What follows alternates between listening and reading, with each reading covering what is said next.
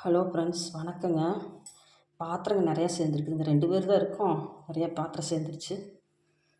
அதெல்லாம் இப்போ நான் விளக்க போகிறேங்க.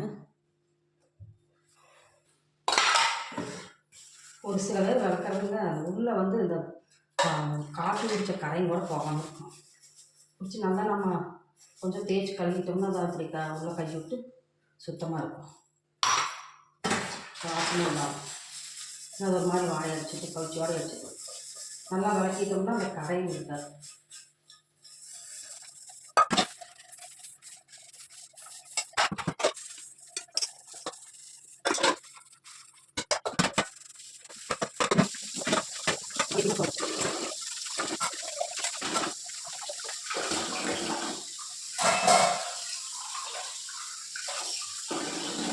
சுத்தமாக இருக்கு.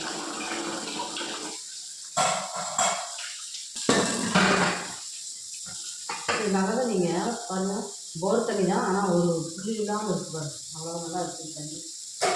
நாங்கள் வீட்டில் எல்லாம் ஒவ்வொரு பக்கம் உப்பு தண்ணியாக இருக்கும் போது எங்கள் வீட்டுலன்னா அப்படியே எவ்வளோ விளக்குனாலுமே பளிச்சுன்னு இருக்காது. இது நல்லா பளிச்சுன்னு இருக்காது போர் தண்ணி.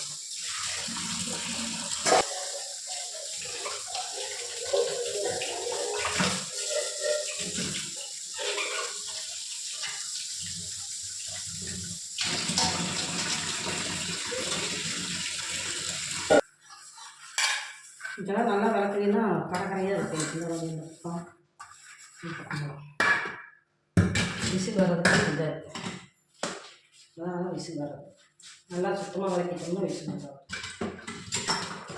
குக்கர் மூடி இந்த வெயிட்டு இதெல்லாமே நல்லா இந்த வெயிட்டெல்லாம் பாருங்க, சாப்பாடு எடுத்து பிடிச்சிட்டு இதை நம்ம கழட்டி இதையெல்லாம் நல்லா விளக்கிட்டோம்னா அடைக்காது. எவ்வளோ சாப்பாடு இருக்குது வர குக்கர்களெல்லாம் இப்படி தான் இருக்குது, ஒன்றும் சரியில்லாமல். இந்த வாசலெல்லாம் சுற்றி பாருங்க, இந்த உசையெல்லாம் ஒரு சாப்பாடு இல்லாமல் இது வந்து தண்ணிக்குள்ளே போட்டு வச்சிட்டோம்னா நல்லா செய்யும். இந்த தண்ணி வந்து டைம்லாம் இப்படி தண்ணி கொடுத்தோம்னா ஒரு இது இல்லாமல் இருக்கும். நல்லா சுத்தமாக இருந்துச்சுன்னா நல்லா செய்யும். பால் காய்ச்சி பாருங்க எப்படி பிடிச்சிருக்குன்னு. அதுக்கு இந்த ப்ரஷ்ஷை விட இந்த சில்வர் ப்ரஷ் போட்டு வளர்க்கணும். இதே சில்வர் இருக்குது, இது வந்து இது நல்லா போட்டு நல்லா வந்துடும். வளர்க்கிட்டு பளிச்சுன்னு ஆயிடுச்சு. வரும் சில்வர் ப்ரஷ் போட்டால் தாங்க நல்லா வந்துடுச்சு. அதில் கொஞ்சம் அழுத்தி தேய்க்கணும், இது நம்ம சும்மா தேய்க்கலாம். அப்படியே விட்டோம்னா நெய் கொசு இதெல்லாம் வந்தாங்க. நல்லா சுத்தமாயிடுச்சுங்க.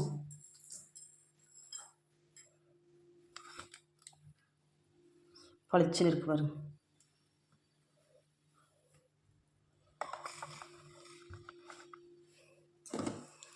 இது வந்து மிளகு தக்காளி கீரைங்க. மிளகு தக்காளி கீரை சுத்தம் பண்ணிக்கிறேன். நம்ம வீட்லேயே இருந்ததுங்க தொட்டியில் ஒரு சின்ன செடி. இது சூப் வச்சுக்கலான்ட்டு மிளகு தக்காளி கீரை கிள்ளி வச்சுருக்கிறேன். போதுங்க, 2 பேர்த்துக்கு பத்தாத.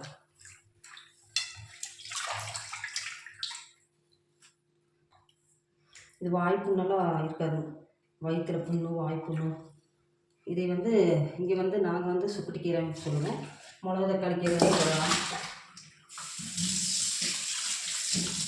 மிளகு தக்காளி கீரை சொல்லலாம், மிளகு தக்காளி சொல்லலாம், சுக்குட்டி கீரை, மணத்தக்காளி, நிறையா பேர் இருக்காது. நல்லா பண்ணிட்டேங்க. தாளித்து தண்ணி மாதிரி வைக்கணுங்க. இது அப்போ தான் நல்லாயிருக்கு. ரொம்ப கெட்டியாக இருந்தால் நல்லா இருக்காது. தண்ணி மாதிரி இருந்தால் டேஸ்ட்டாக இருக்குது. வாய்ப்புண்ணு வயிற்று புண்ணு இதையெல்லாம் நல்லா ஆக்கக்கூடிய மிளகு தக்காளி கீரை, சுக்குட்டி கீரை.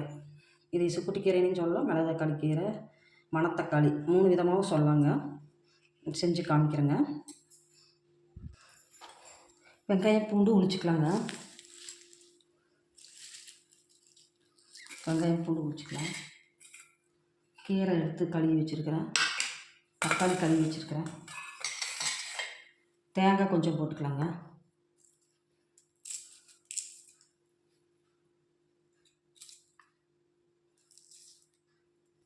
எல்லாமே கழுவிக்கிறது நல்லதுங்க, கழுகாமல் செஞ்சால் நல்லாயிருக்கும். இது மேலே எத்தனை பூச்சி புழுவெல்லாம் ஏறி இருக்கும், எத்தனை பேருக்கு கை பட்டிருக்கோம். எதுவுமே நம்ம கழுவி செய்கிறது ரொம்ப நல்லது. சாப்பிட்ற தட்டு விளக்கே வச்சுருந்தாலும் கழுவி நம்ம வந்து சாப்பிட்றது நல்லது. வெங்காயம் எல்லாம் மருந்து ஊரியா போடுறதுனால எல்லாம் அழுகி போயிடுது. அந்த காலத்துலலாம் கீழே உட்காந்து வெங்காயம் காய்கள்லாம் அரிஞ்சு பெரியவங்க இருந்தால் கொடுப்பாங்க. பல பெரியவங்களும் இல்லைங்க, நம்மளே தான் அதெல்லாம் கால் வலி மூட்டு வலி நின்றுட்டே செஞ்சுக்க வேண்டியதாக இருக்குது. கீழே உட்காந்தா எந்திரிக்க முடிய மாட்டேங்குது. எல்லாம் இப்போ பூரா கால் வலி வந்துடும் இந்த வயசுலேயே. என்ன பண்ணுறோம்? இது ஒரு வகைக்கு நல்லது தான். முடி குப்பை குலை எதுவுமே வந்து இதில் பிடிக்காது, சுத்தமாக இருக்கும். இப்போ எல்லாம் வீட்டுக்குள்ளேயே தாய் செய்வதாச்சு, எல்லாம் அழுகி போய் கிடக்கு.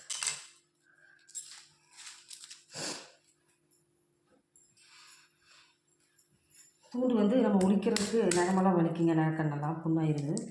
இப்படி தட்டிட்டோம்னா ஈஸியாக இருக்கும். இப்படின்னா வந்துடும்.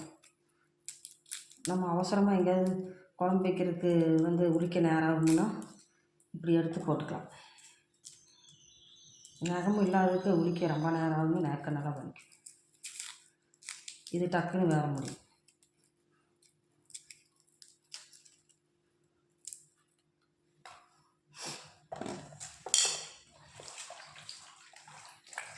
தக்காளி மாவே கழுவிட்டு வந்துட்டேங்க நல்லா.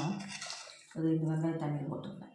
தேங்காய் வந்து ஒரு 4 கீத்து அறுத்து போட்டுக்கலாங்க. நான் உளி வச்சுருக்குறேங்க, இதில் தான் தோண்டி போடுவேன். இது ஈஸியாக இருக்கும். இது தட்ட வேண்டியதெல்லாம் ஒன்றும் வேண்டியது. இந்த மாதிரி உளி வாங்கி வச்சிட்டோம்னா ஈஸியாக இருக்கும். சின்ன சின்னதாக அறுத்து போட்டு மிக்சிக்கு நல்லா அரைக்கிறதுக்கு நல்லாயிருக்கும். போதுங்குது.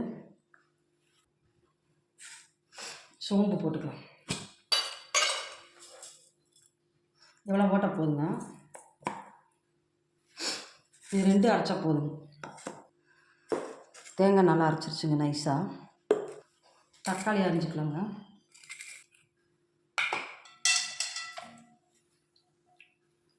சின்ன வெங்காயம் அரைஞ்சிக்கலாம்.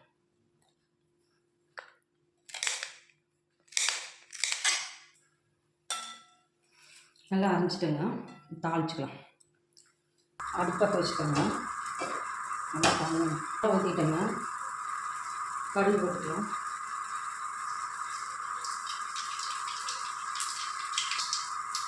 கடுகு நல்லா பொரிஞ்ச பின்னாடி தாங்க போகிறோம், ஏன்னா கசக்கும். ஒரு வெங்காயம் போட்டுக்கலாங்க.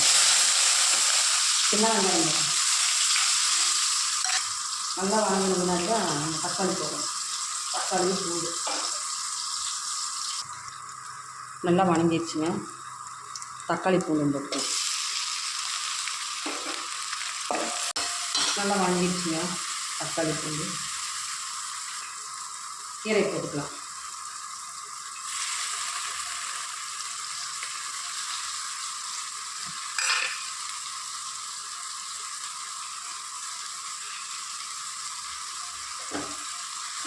எவ்வளோ ஃப்ரெஷ்ஷாக இருக்குது வீட்டில் இருந்தது. சின்ன செடி கருவேப்பிலை செடி தொட்டியில் இருக்குது. மிளகாத்தூள் மஞ்சத்தூளும் போட்டுக்கலாம். மஞ்சத்தூள் மிளகாத்தூள் 1/2 ஸ்பூன் வச்சுருக்கேன், கொஞ்சம் போட்டுக்கலாம். இது வந்து ரொம்ப காரமும் போடக்கூடாதுன்னா அப்படின்னா டேஸ்ட்டாக இருக்காது. காரம் அடிச்சுட்டு வயிற்றுக்கு நல்லா ரொம்ப போட்டால் காரம் அடிச்சுட்டுருக்குங்க, புண்ணும் நல்லா ஆகாது. உப்பு தேங்காய் எடுத்து இதை ஊற்றிக்கலாம். கொஞ்சம் வணங்கின முன்னாடி கீரை தண்ணியில் அப்புறம் தேங்காய் ஊற்றிக்கலாம். தேங்காய் ரொம்ப கொதிச்சாலும் நல்லாயிருக்கும். நல்லா கொதிக்கிட்டேன். நல்லா வாசமாக இருக்குங்க. இப்போவே சாப்பிட்லான் இருக்குது, அவ்வளோ நல்லா இருக்குது. வாசமே அப்படி இருக்குது. நல்லா கொதிச்சிருச்சுங்க. தேங்காய் ஊற்றிக்கலாம். இந்த அரைச்சி வச்சுக்கிற தேங்காய் இது ஒரு கொதி வந்ததையுமே ஆஃப் பண்ணிடுவோம். வாய்ப்புண்ணு வயிற்றில் இருக்கிற புண்ணுக்கெல்லாம் இப்படி தான் சூப் வச்சு தாங்க சாப்பிடணும், அப்போதான் நல்லாயிருக்கும்.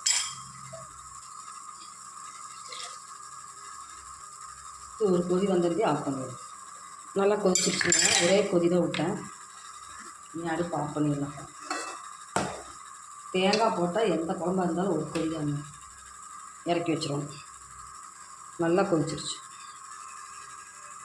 குழம்பு எடுத்து ஊற்றிக்கலாங்க. சூப்பு, மிளகு தக்காளி கீரை சூப்.